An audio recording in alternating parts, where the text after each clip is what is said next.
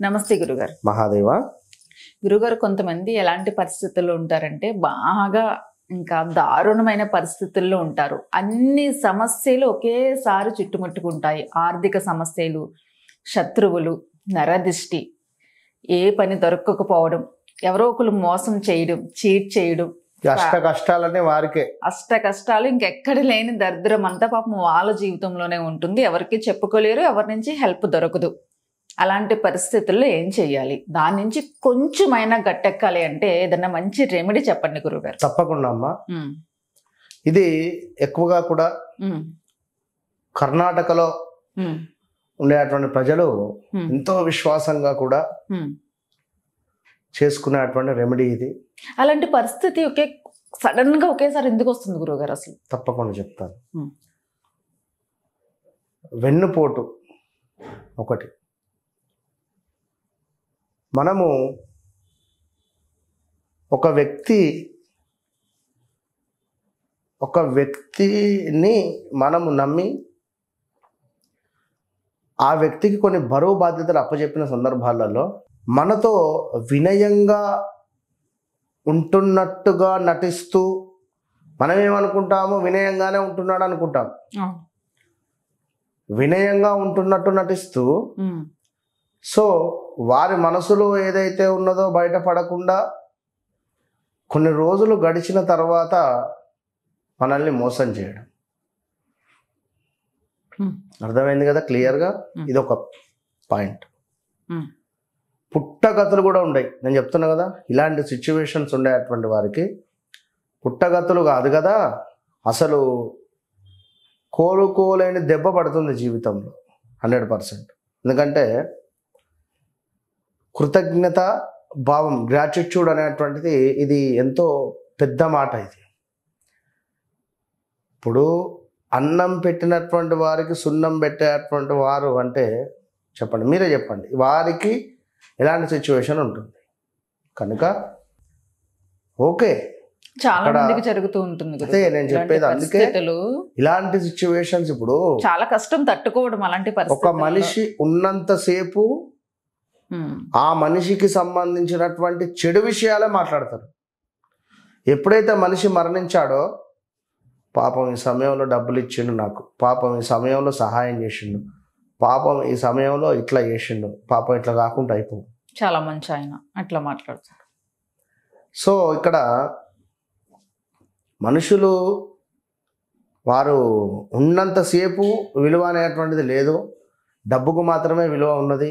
So అలాంటి డబ్బుకు సంబంధించి సొంత అక్క చెల్లె అని కానీ, అన్న తమ్ముడు అని కానీ, చిన్నబాబు అంటే చిన్న ఆయన పెద్ద ఆయన పిల్లలు అనేటువంటి ఏ తేడాలు లేవు. ఎట్లా సమయం దొరికితే అట్లా డబ్బులు ముంచేయడమే. ఎన్ని కాల్స్ ఇప్పుడు అసలు ఎథిక్స్ వాల్యూస్ కూడా ఉండట్లేదు, మరి దారుణంగా. అవును, చాలా కాల్స్ అవే వస్తున్నాయి మనకి. మా ఇంట్లో వాళ్ళే మోసం చేశారు, మా కజిన్సే మోసం చేశారు, మా చుట్టూ తిరిగిన వాళ్ళే మోసం చేశారు. ల్యాండ్ కొంటా అని చెప్పి భయాన డబ్బులు ఇచ్చిన తర్వాత కొంత అడ్వాన్స్, రిజిస్ట్రేషన్ అయినాక నేను మీకు అప్పచెప్తాను అని చెప్పినటువంటి అమౌంట్, ఆ అమౌంట్ ఇవ్వలే. భయానం 5 లక్షలు 10 లక్షలు పెట్టారు, 50 లక్షల దానికి. సో రిజిస్ట్రేషన్ రోజు నేను మీకు మొత్తం ఇస్తాను, అప్పుడు 5 లక్షలు 10 లక్షలు ఇచ్చాడు, వచ్చేటి ఉన్నాయి, రాలేదు, తప్పకుండా నేను మీకు అందజేస్తాను. నమ్మకం అంతే. నమ్మకం అని ఒక మాట. సో వారం అయింది, 10 రోజులు అయింది, 6 months అయింది, మీ డబ్బులు మీకు మొత్తం ముట్టినాయి, నా దగ్గరికి రావద్దు, వస్తే మరి అది దక్కదు. అంతే. ఏం చేస్తారు? పిల్ల పెళ్లి కోసము అని చెప్పి వారు వేరే దగ్గర అప్పు చేసి ఆ పెళ్లి చేసిండ్రు. ఈ డబ్బులు వస్తాయి అనుకొని వారు ఆశ పెట్టుకున్నారు. ఇది రాలేక వారు ఏదో వివాహం జరిపించేసి ముక్కు ముఖం తెలియకుండా, ఎవరికి ఇది ఈ విషయాలు బయటపడితే బాగుంటుందా? కొత్త ఇంటికి పిల్లనిచ్చి పంపిస్తుంది, వాళ్ళ ఇంట్లో ఇది ఎంత విలువ తక్కువ అవుతుంది విషయాలు తెలిస్తే. ఎన్నెన్నో సిచ్యువేషన్స్ అన్నీ కూడా ఇలాంటివి అనుభవించేటువంటి వారు చాలా ఇబ్బందికరమైనటువంటి సందర్భాలు ఎదుర్కొంటారు. కనుక ఏది ఏమున్నా ప్రకృతికి తెలుసు మీరు ఏం చేస్తున్నారు అనేది. మీరు మీ మీ ప్రవర్తననే మీకు పెద్దపీట వేస్తుంది. అంతే, కొంచెం లేట్ అయినా మీ ప్రవర్తననే చెప్తున్నా, గుర్తుంచుకోండి మాట. విన్నరా? Give respect and take respect. ఊరికే లేదు. కొత్త ఒక వింత, పాత ఒక రోత. ఇవన్నీ పెద్దల మాట, సద్దన్న మూట. ఈ వర్డ్స్, వీటి అర్థం నిజంగా అనుభవించినటువంటి వానికే తెలుస్తుంది. అంతే. కనుక ఎప్పుడైనా కూడా మనం ఎక్కడి నుండి వచ్చాం, మనం ఇక్కడికి రావడానికి కారణం ఎవరు, మనం ఈ స్టేజ్లో ఉండడానికి కారణం ఎవరము అనేటువంటిది ఎప్పుడు రోజుకు ఒక్కసారైనా తలుచుకుంటూ థ్యాంక్ యూ వారికి మనసులో చెప్పుకుంటూ జీవితాన్ని గడపాలి. కానీ నడవంతరపు సిరిని చూసి కానీ, ఈరోజు నాకు ఈ విధంగా ఉంది అనేటువంటి భావనతో కానీ, నాకు ఇట్లానే ఇదే విధంగా ఉంటుంది అని కానీ, నేను పైకి రావడానికి, నేను గొప్ప అని చెప్పి ఇతరులు నన్ను మెచ్చుకోవాలి అనేటువంటి సందర్భంలో ఒక వ్యక్తిని గురించి నువ్వు చెడుగా మాట్లాడినా, ఒక వ్యక్తి గురించి నువ్వు లేనిపోని విషయాలు చెడుగా చెప్పినా కూడా ఆ క్షణము నువ్వు గెలవవచ్చును. అక్కడ ఆ క్షణము నువ్వు గెలవవచ్చును. బట్ తర్వాత అనేటువంటిది సినిమా చూపిస్తాడు, 100% చూపిస్తాడు. కనుక ఇలాంటివి ఇప్పుడు ఏదో రెమెడీ చెప్పాం, చేసేసుకున్నాం, ఇలాంటివి చెయ్యొద్దు అని అర్థం నేను చెప్పేది. ఇప్పుడు ఇలాంటి విషయాలు మనం ఎందుకు చర్చించుకుంటున్నాం? అవును, ఎన్ని చేసినా ఎంత దైవారాధన ఉన్నా ఇవి చేస్తే పనికిరాదు.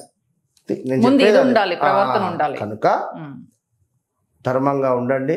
ఇక ఇప్పుడు ఏం చేస్తారు అంటే, ఒక స్టీల్ ప్లేట్ తీసుకోండి, అందులో కొన్ని నువ్వులు వేసుకోండి. 5 శనివారాలు చేయాలి ఇది. విన్నారా?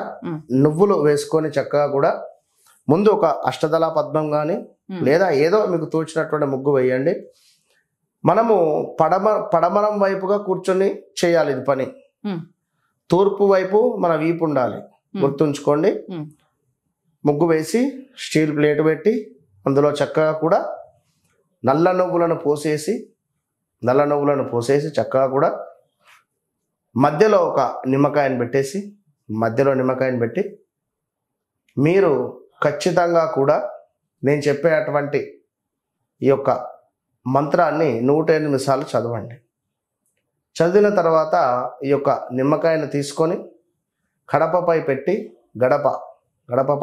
చక్కగా కూడా దాన్ని కట్ చేసి పసుపు కుంకుమ వేసి లెఫ్ట్ ఒకటి రైట్ ఒకటి పెట్టేసేయండి. పెట్టిన తర్వాత ఈ నల్ల నువ్వులను ఒక పేపర్లో పెట్టండి. పేపర్లో పోసుకొని అందులో కొంత శర్కరను యాడ్ చేయండి. శర్కరను యాడ్ చేసి చక్కగా కూడా దీనిని చక్కగా కూడా పార్సల్ లాగా కట్టేసి తీసుకొని ఇంటి బయటికి వెళ్ళి ఇంటి చుట్టూ ఒక 9 సార్లు ఇటు 9 సార్లు ఇటు తిప్పేసి, మీ చుట్టూ కూడా ఇటు 9 సార్లు ఇటు 9 సార్లు తిప్పుకొని పారే నీటిలో కానీ ఎవరో తొక్కని ప్రదేశంలో కానీ దీన్ని వేయండి. వేసి ఇంటి ముందుకు వచ్చి చక్కగా కూడా కాళ్ళు చేతులు కడుక్కొని ఇంటి లోపలికి వచ్చి నల్లటి మిరియాలు, పచ్చ కర్పూరము లేదా ముద్ద కర్పూరము ఇంత తీసుకొని, లవంగాలు, మిరియాలు, ఇలాచి ఈ మూడింటిని కూడా బర్న్ చేయండి, కాల్చేసేయండి. చక్కగా కూడా కాల్చేసిన తర్వాత దాని నుండి వచ్చేటువంటి ఆ యొక్క ఎనర్జీ ఏదైతే ఉందో ప్రతి ఇంటి రూమ్లో మొత్తము కూడా తిప్పండి ఆ యొక్క పొగను. ఈ తిప్పే సందర్భంలో ఇంట్లో ఓం అనేటువంటిది ఒక టీవీలో కానీ ఫోన్లో కానీ పెట్టుకోండి. ఓంకారం బ్యాక్గ్రౌండ్ ఓం అని రావాలి. మీరు ధూపం వేయండి. ఖచ్చితంగా చెప్తున్నాను, దీని వలన అద్భుతమైనటువంటి ఫలితం ఉంటుంది. సింపుల్ రెమెడీ, ఎక్సలెంట్ రిజల్ట్ ఉంటుంది. ఎప్పుడు చేయాలి గురుగారు? శనివారమే. ఎవ్రీ శనివారం, ప్రతి శనివారం చేయండి, మీకు ఖచ్చితంగా మార్పు కనబడుతుంది 100%. ఇక ఈ మంత్రం గురించి ఒకసారి నేను చెప్తాను. ఓం రుణద్రోహ భయముక్తాయై నమః, ఓం రుణద్రోహ భయముక్తాయై నమః. ఇది 108 సార్లు చదువుకున్న తర్వాత ఈ యొక్క నువ్వులను కొంత శర్కరను యాడ్ చేసి బయటికి తీసుకువెళ్ళి దిష్టి తిప్పేసి పారాయణలో పారేసుకోండి, ఓకే. మంచి ఫలితం. పవర్ఫుల్ రెమెడీ గురుగారు, అద్భుతంగా పనిచేస్తుంది అందరికీ. నమస్తే గురుగారు. మహాదేవ.